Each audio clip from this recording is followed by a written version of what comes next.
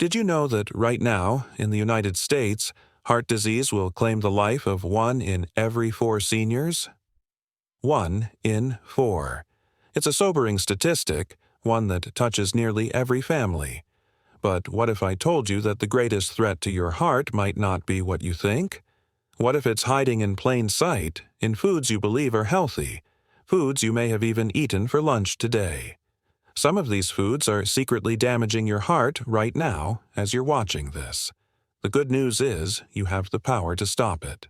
Stay with me, because today we are going to expose the 5 worst offenders, and I'll show you exactly what to eat instead for a stronger, healthier heart that will serve you for years to come. Hello, I'm Dr. Robert Clark. For over 30 years, I've had the distinct privilege of sitting with thousands of patients, listening to their stories, and helping them navigate the unique health challenges and opportunities that come with age. My specialty is senior health, and my passion is helping you not just add more years to your life, but more vibrant, energetic life to your years. And at the very center of that mission is the heart. As we get older, our bodies undergo profound changes. It's a natural, inevitable process. Our arteries, which in our youth were pliable and elastic like a new rubber band, tend to become a bit stiffer. Our kidneys, the body's masterful filtering system, may not process substances like sodium with the same remarkable efficiency they had in our 20s or 30s. This isn't a sign of failure, it's simply a testament to a life well lived. However, it does mean that our margin for error with certain foods becomes much, much smaller. The dietary habits that had no noticeable effect on us at 40 can suddenly cause our blood pressure to spike at 65. That's why today we're going to put on our detective hats.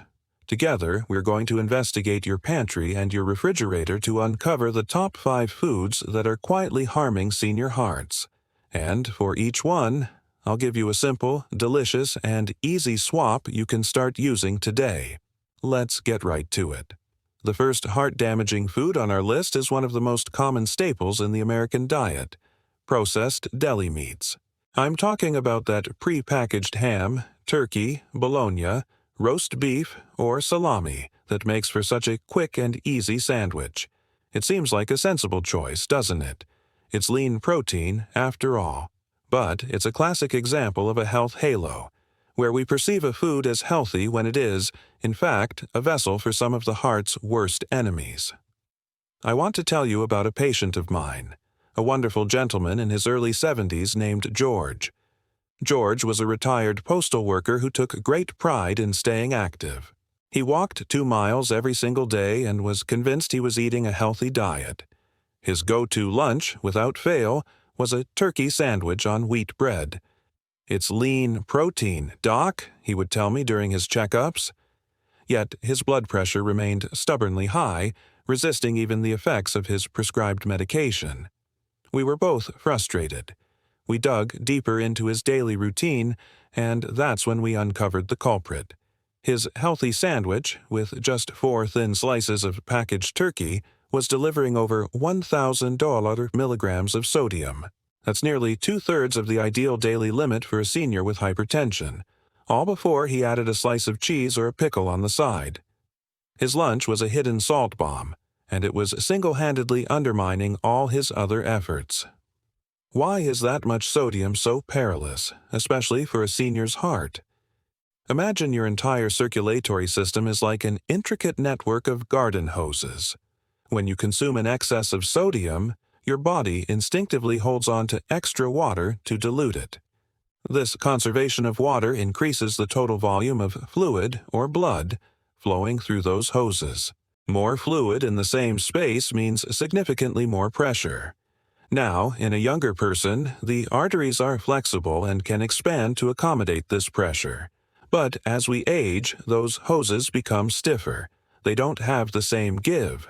So, when that surge of pressure comes, the heart has to pump ferociously hard to push the blood through this resistant system. It's like forcing an engine to run constantly in the red zone. This relentless strain thickens the heart muscle over time, weakens it, and paves the way for heart failure. But the assault doesn't stop with sodium. To extend shelf life and maintain that pink, fresh color, manufacturers add preservatives called nitrates and nitrites. Inside our bodies, these compounds can convert into nitrosamines, which are potent inflammatory agents. Inflammation is your body's response to injury, but chronic inflammation in the delicate lining of your arteries is like having a low-grade fire constantly burning inside your blood vessels. This fire creates a rough, damaged surface where cholesterol is more likely to stick and form dangerous plaques, leading to atherosclerosis or hardening of the arteries. Let me ask you this. How often do you rely on a deli sandwich for a quick lunch? Have you ever taken a moment to flip the package over and read the sodium content? The story of George and his sandwich is incredibly common, but the solution is thankfully quite simple. This isn't about giving up your favorite lunch. It's about making a smarter, more deliberate choice. The swap for processed deli meats is to use fresh, roasted poultry. The next time you're at the grocery store, consider buying a fresh, whole-roasted chicken or a simple, unseasoned turkey breast from the deli counter. Yes, it might take an extra moment, but the health benefits are immense. You can slice it up at home and have truly healthy, low-sodium sandwich meat for the entire week. When you roast your own, you control the salt. A serving of home-roasted turkey can have as little as $50 to $70 milligrams of sodium, a staggering difference from the $800 to 1,000 milligrams found in its processed counterpart. If you're short on time, many brands are now offering low-sodium versions. But you must become a label detective. Look for the phrase low sodium, which by FDA definition means the product contains 140 milligrams of sodium or less per serving. Also, pay close attention to the serving size. Manufacturers can be tricky. They might list the sodium for a single paper-thin slice, knowing full well you're going to use 4 or 5. By making this one simple change, you are not depriving yourself. You are empowering yourself. You are taking back control from the food manufacturers and becoming the conscious gatekeeper of your own heart health. Now, let's move on to the second food quietly harming senior hearts: canned soups. On a cold day, there is nothing quite as comforting as a warm bowl of soup. It feels nourishing, and it's so incredibly convenient. But for many seniors, this pantry staple is a wolf in sheep's clothing. The average can of soup can contain a shocking amount of sodium, often ranging from $700 to over $950 milligrams per 1 cup serving. And let's be honest, many of those cans contain 2 servings, and we often eat the whole can. That means a single, seemingly innocent meal could push you over your entire day's recommended sodium limit. I remember a patient, Eleanor, a lovely 82-year-old widow who lived alone. She relied on canned soups for many of her meals because they were easy to prepare. She came to my office complaining of increasing shortness of breath and was alarmed by how swollen her ankles had become. She said the skin felt tight and puffy. These are the classic textbook signs of fluid retention, often a precursor to or an exacerbation of congestive heart failure, or CHF. We discovered that her daily diet of canned chicken noodle and tomato soup was overloading her system with sodium, causing her body to retain excess fluid. Let's break down the science of what was happening to Eleanor. Think of your heart as a pump. In a patient with a weakened or aging heart, that pump isn't working at full capacity. Now, when you flood the body with sodium from a food like canned soup, the body holds on to water, dramatically increasing the total volume of blood. This forces that already strained pump to work much harder to circulate the extra fluid. It's like asking a small household sump pump to drain a flooded basement. It simply can't keep up. When the heart pump fails to keep pace, the fluid backs up.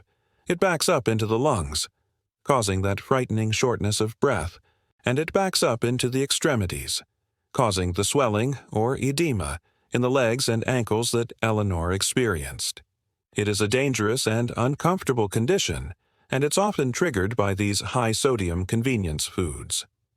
The swap here is wonderfully simple and rewarding. The best option is to make your own soup in batches and freeze it. A simple vegetable soup with some chicken or beans can be made in 30 minutes. If that's not feasible, the soup aisle does have better options now. Look for cans that are explicitly labeled low sodium or, even better, no salt added. When you choose a no salt added version, you put the power back in your own hands. You can add a small pinch of salt if you wish, or you can explore wonderful, heart-healthy flavor alternatives like garlic powder, onion powder, thyme, rosemary, or a squeeze of lemon juice. Here's a challenge for you. The next time you're in your kitchen, I want you to grab your favorite can of soup. Take a look at the nutrition label. How much sodium is in a single serving? And how many servings are in that can? I'd love for you to share what you find in the comments below. I think the results will shock many people and could start a conversation that helps someone else. All right, let's move on to our third category, and this is one that often genuinely surprises my patients.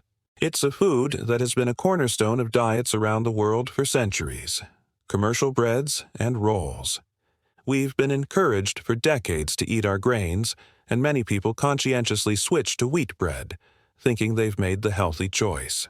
But the hidden danger in the majority of bread lining your supermarket shelves isn't just the carbohydrates, it's the staggering amount of sodium. A single slice of many popular brands of bread, whether it's white, wheat, or multigrain, can contain anywhere from $150 to over $230 milligrams of sodium. Now, that might not sound like a huge number on its own, but I want you to stop and think about how quickly it accumulates. 2 slices for your lunchtime sandwich, that's potentially $460 milligrams. A buttered roll alongside your dinner, add another $200 milligrams. A piece of toast with your eggs in the morning, there's another $230 milligrams. Without even considering the fillings, the butter, or anything else, you could easily be consuming nearly $1,000 milligrams of sodium every day just from bread products. It is one of the most significant yet overlooked sources of sodium in the American diet. You might wonder, why so much salt in bread? It's not just for flavor. Salt plays a crucial role in commercial baking. It controls the yeast, strengthens the gluten structure, and extends shelf life. All priorities for the manufacturer, but not for your cardiovascular health. Beyond the sodium, the type of flour used is critically important. Most commercial breads are made from highly refined flour, which has been stripped of its bran and germ, and therefore its fiber and nutrients. When you eat this kind of bread, your body digests it incredibly quickly, causing a rapid and dramatic spike in your blood sugar. In response, your pancreas floods your system with insulin to manage this sugar rush. For a senior, and especially for anyone with prediabetes or type 2 diabetes, this constant cycle of sugar spikes and insulin surges is exhausting for the body. More importantly, it fuels chronic inflammation. Remember that low-grade fire we talked about inside your arteries? Refined carbohydrates are like pouring gasoline on it. This inflammation damages the delicate lining of your blood vessels, making them stiff and creating a welcoming environment for cholesterol to build up and form dangerous blockages. I had a patient named Frank, a retired mechanic in his late 60s who was struggling with both high blood pressure and type 2 diabetes. He was diligent with his medications, but his numbers were erratic. He told me, "Doc, I've switched to wheat bread for my sandwiches, just like they say to." We took a look at the brand he was using. It was brown in color, but the first ingredient was still enriched wheat flour, just refined white flour with some molasses for color, and it packed $190 milligrams of sodium per slice. We switched him to a true 100% whole grain, sprouted bread that had more fiber and only $75 milligrams of sodium per slice. The change was remarkable. The fiber slowed down sugar absorption, smoothing out his blood sugar levels, and the significant cut in sodium helped his blood pressure medication work more effectively. It was a powerful lesson in how the right bread can be a tool for health, while the wrong one can be a silent saboteur. So, what is the swap? It's all about becoming a bread label expert. First, ignore the claims on the front of the package like multigrain, or made with whole grains. Turn it over and look at the ingredient list. The very first ingredient should be 100% whole wheat or 100% whole grain. Second, check the sodium. Your goal is to find a brand that has under $140 milligrams per slice. They are out there, I promise. Sprouted grain breads are often fantastic choices as they are easier to digest and retain more nutrients. I have to ask, do you know how much sodium is in your daily bread? Is whole wheat on the front of the package enough, or is it time to look a little deeper? Now, let's move to our fourth category, which often goes hand in hand with bread: processed cheese products. And I need to be very clear here. I am not demonizing all cheese. A small amount of natural aged cheese like a sharp cheddar, Swiss, or Parmesan can absolutely be part of a heart-healthy diet. What I am talking about are the highly engineered cheese products. This includes those individually wrapped American cheese singles, the cheese that sprays out of a can, and the blocks of meltable pasteurized prepared cheese product that are famous for their unnaturally smooth texture. These are not, in a nutritional sense, real cheese. They are food science projects, and their ingredient list reveals the truth. They are loaded with sodium, saturated fat, and a host of artificial additives that are particularly concerning for senior health. A single slice of American cheese can contain up to 400 milligrams of sodium. 2 slices in a grilled cheese sandwich, and you're at 800 milligrams before even accounting for the heavily salted butter and the sodium in the bread itself. This sodium, as we've established, directly impacts blood pressure, but the other ingredients are just as concerning. To achieve that perfectly smooth, non-greasy melt, manufacturers use emulsifying salts, often containing phosphate additives. Our bodies need a mineral called phosphorus, which we get from natural sources. However, the inorganic phosphates added to processed foods are absorbed much more readily and can dangerously elevate phosphate levels in our blood. For seniors whose kidney function may be declining, this is a serious problem. High phosphate levels are linked to vascular damage. They can actually accelerate the process of calcification, or hardening, of the arteries, making a bad situation even worse. I think of my patient Margaret, a delightful woman who swore by her daily grilled cheese for lunch. It was her comfort food, a taste of her childhood. But her cholesterol numbers, specifically her LDL, the bad cholesterol, were stubbornly high despite her being on a statin medication. We examined her diet, and the processed cheese was the obvious red flag. We made a simple swap. Instead of 2 slices of the processed American cheese, she started using 1 thin slice of a good, sharp, aged cheddar. The difference was incredible. Because the real cheese had so much more flavor, she found she was satisfied with less. She naturally cut her intake of saturated fat, sodium, and those harmful additives. Within 3 months, her LDL cholesterol had dropped by 20 points. She didn't have to give up her beloved grilled cheese, she just had to rediscover what real cheese tasted like. The swap is about choosing real food over a factory product. Opt for natural, aged cheeses. Look at the ingredient list. It should be short and simple. Milk, salt, cultures, and enzymes. Because they are higher in fat and sodium than, say, vegetables, portion control is key. A healthy serving of cheese is about 1 ounce, which is roughly the size of 2 dice.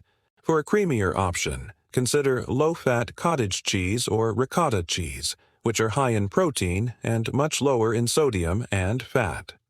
This brings us to our 5th and final category, the king of convenience and a triple threat to your heart: frozen dinners and boxed meals. I want to start by saying I understand the appeal. After a long day, or if you live alone, the thought of chopping vegetables and cooking a meal from scratch can be exhausting. The convenience of a frozen lasagna or a boxed mac and cheese is undeniable, but you must understand the price you pay for that convenience. These meals are often a nutritional wasteland, engineered in a lab to be hyper-palatable and shelf-stable, with little regard for your long-term health. They represent a triple threat to your heart. First, the sodium levels are astronomical. It is not uncommon to find a single-serving frozen dinner with $200, $4,500, or even close to 2,000 milligrams of sodium. That is your entire day's recommended limit, and sometimes more, in one small tray of food. Second, they are often laden with unhealthy fats. To keep costs down and improve texture, manufacturers often use saturated fats and, historically, trans fats. While artificial trans fats from partially hydrogenated oils are being phased out, you still have to be a vigilant label reader. Trans fats are uniquely destructive to the heart. They don't just raise your bad LDL cholesterol. They actively lower your good HDL cholesterol, the kind that helps clean out your arteries. There is no safe level of trans fat consumption. Third, the ingredient lists are a catalog of preservatives, artificial flavors, and fillers that our bodies simply don't know how to process, leading to a state of chronic inflammation. The convenience is a trade-off, and from my perspective as a physician who has seen the consequences, it is a terrible bargain. It's trading a few minutes of your evening for the long-term health and function of the most important muscle in your body. So, I'll ask you to reflect for a moment. When was the last time you relied on a frozen meal? And what would it take, what small step could you make, to try a simple, homemade alternative just one night this week? The solution to the frozen dinner dilemma is not to resign yourself to spending hours in the kitchen every night. The solution is to cook smarter, not harder. This is where the simple, powerful habit of batch cooking comes in. The next time you prepare a heart-healthy meal, perhaps a lovely pot of low-sodium chili, a hearty lentil soup, or some baked chicken breasts with roasted vegetables, I want you to intentionally double the recipe. Then take those extra portions and freeze them in individual, reusable containers. Just like that, you have created your very own healthy, convenient TV dinners. The difference is, you are in complete control. You know every single ingredient that went into it, and you can be confident that you are nourishing your body, not harming it. For an even quicker option, think of your freezer as your friend. A bag of frozen, steamable broccoli or a mixed vegetable medley can be ready in 5 minutes in the microwave. Pair that with a quick cooking protein, like a frozen salmon or tilapia fillet that can be baked with a little lemon and dill in under 20 minutes. That entire meal, which is packed with omega-3 fatty acids, fiber, and vitamins, can be on your plate faster than it takes to preheat the oven and bake a frozen lasagna. This isn't about complex gourmet cooking, it's about a simple assembly of whole, real foods. Now, we've just spent a significant amount of time identifying the 5 main culprits hiding in your kitchen. At this point, you might be feeling a little overwhelmed, perhaps even a bit discouraged, looking at your pantry in a new, more critical light. Please take a deep breath. The goal here is never to create fear or a sense of deprivation. The goal is empowerment. My mission is to give you the knowledge you need to make conscious, informed decisions. This isn't about achieving perfection overnight. It's about making small, consistent steps in the right direction. So, let's shift our focus from what not to do to what you can and should be doing. Let's build your personal heart-healthy toolkit. First, let's talk about our new sodium target. The American Heart Association recommends that most adults consume no more than 2,300 milligrams of sodium per day.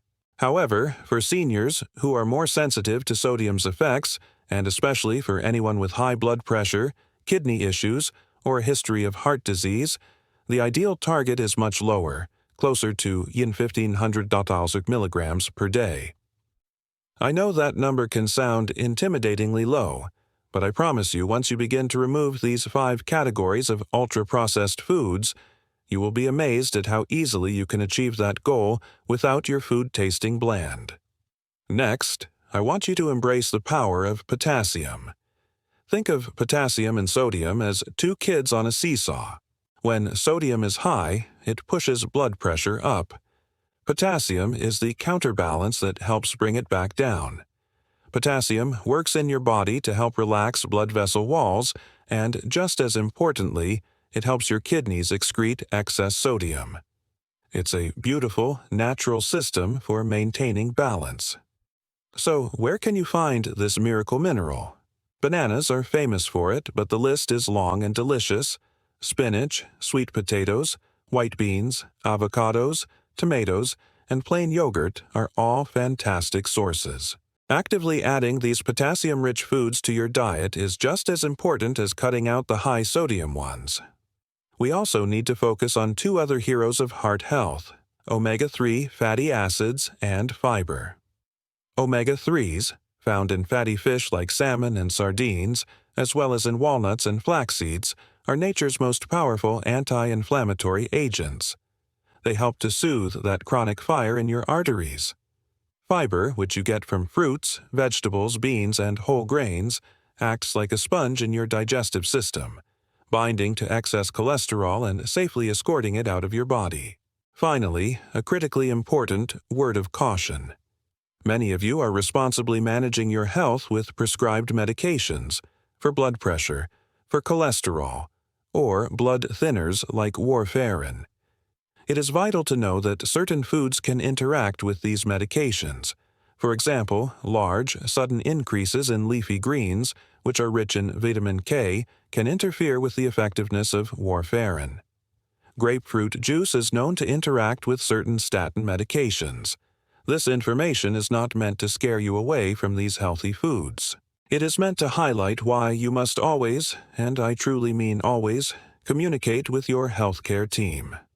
Before making any significant dietary changes, have a conversation with your doctor or your pharmacist. They are your essential partners in health. With these guidelines in mind, let's talk about putting it all into practice. Here are your practical action steps, starting today. Your first step is to become a label detective. Your single most powerful tool for protecting your heart is the Nutrition Facts label, and it's printed right on the side of every package. I want you to create a simple mental checklist. When you pick up an item at the grocery store, I want you to look for 3 specific things. First, scan down to the sodium content per serving. Ask yourself, how high is this number? And is the serving size realistic? Remember our goal. 140 milligrams or less per serving is officially considered low sodium. Second, I want you to scan the ingredients list for 2 words: partially hydrogenated. This is the source of artificial trans fat. If you see it, no matter what the front of the box claims, I want you to put that product back on the shelf. It is not food, it is a poison to your arteries. Third, look at the length and complexity of the ingredient list.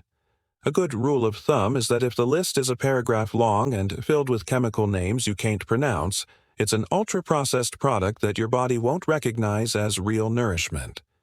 Choose foods with short, simple ingredient lists. Your second step is to build a heart-healthy shopping list and create an environment for success. You can't eat what you don't have. So, let's restock your pantry and fridge with foods that will love your heart back. Your shopping cart should be full of life and color. Load up on fresh or frozen fruits and vegetables.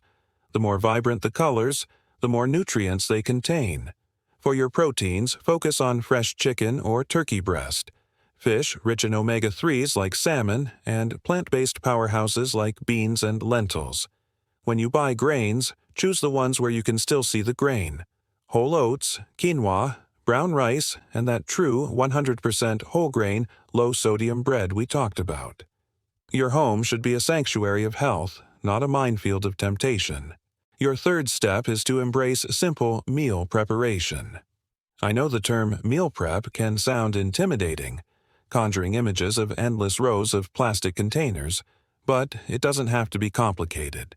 It can be as simple as boiling half a dozen eggs on Sunday for quick, protein-rich snacks throughout the week. It could be washing and chopping all your vegetables for salads and stir-fries as soon as you get home from the store. Or it could be making that big batch of soup or chili we discussed to freeze for later. I encourage you to dedicate just 1 hour, 1 day a week, to preparing for the week ahead. That single hour can set you up for a week of healthy, stress-free eating, making the healthy choice the easy choice. And your final, ongoing step is to consult your team. Remember, you are the CEO of your own health, but every good CEO has a trusted board of directors. Your doctor, your pharmacist, and perhaps a registered dietitian, these are your expert advisors. They know your personal health history, your medications, and your unique needs. Keep them in the loop. Partner with them to create a plan that is safe, effective, and sustainable for you. So, let's quickly recap the 5 hidden dangers we've uncovered today. The high-sodium processed deli meats, the deceptively salty canned soups, the sneaky sodium and refined carbs in commercial breads, the artificial processed cheese products, and those deceptively convenient frozen dinners. I realize this has been a great deal of information. My deepest hope is that you leave here today feeling not fearful, but hopeful and empowered. You have incredible, profound power over the future of your health. Study after study has shown that making these small, consistent dietary swaps can dramatically lower your risk for heart disease, in some cases by 30% or more. And the benefits go beyond your heart. You will likely feel more energetic, think more clearly, and simply feel better in your day-to-day life. If you have found this information to be valuable, I would be so grateful if you would subscribe to the channel for more evidence-based, practical health tips designed specifically to help you thrive in your senior years. Please share this video with a friend, a family member, or a neighbor, anyone in your life that you care about. Knowledge is a gift, and it's one worth sharing. And finally, I truly want to hear from you. Please take a moment to comment below and tell me, which of these 5 foods was the biggest surprise to you? Your journey to a stronger, healthier heart starts not tomorrow, not next week, but right now, with your very next meal. And you are not on this journey alone. Thank you for your time.